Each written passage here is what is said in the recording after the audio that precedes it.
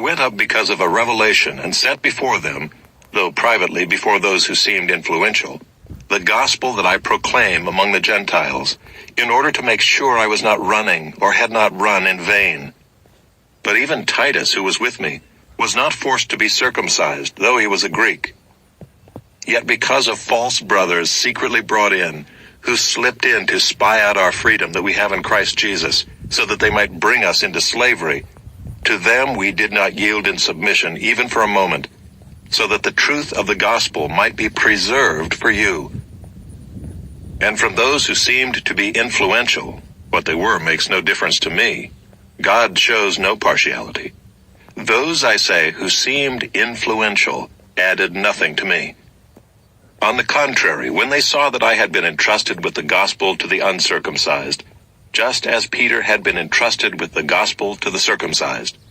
For he who worked through Peter for his apostolic ministry to the circumcised, worked also through me for mine to the Gentiles. And when James and Cephas and John, who seemed to be pillars, perceived the grace that was given to me, they gave the right hand of fellowship to Barnabas and me, that we should go to the Gentiles, and they to the circumcised. Only they asked us to remember the poor, the very thing I was eager to do. But when Cephas came to Antioch, I opposed him to his face, because he stood condemned. For before certain men came from James, he was eating with the Gentiles, but when they came, he drew back and separated himself, fearing the circumcision party.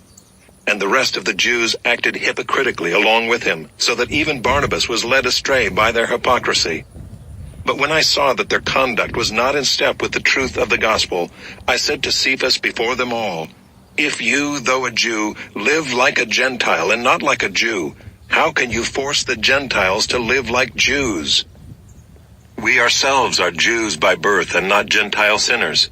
Yet we know that a person is not justified by works of the law, but through faith in Jesus Christ.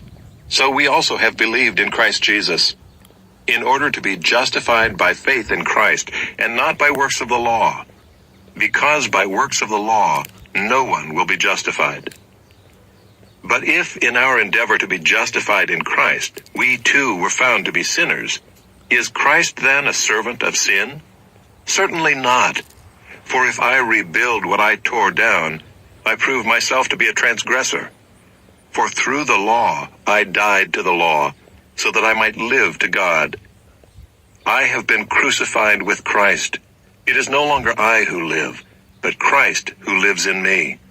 And the life I now live in the flesh, I live by faith in the Son of God, who loved me and gave himself for me.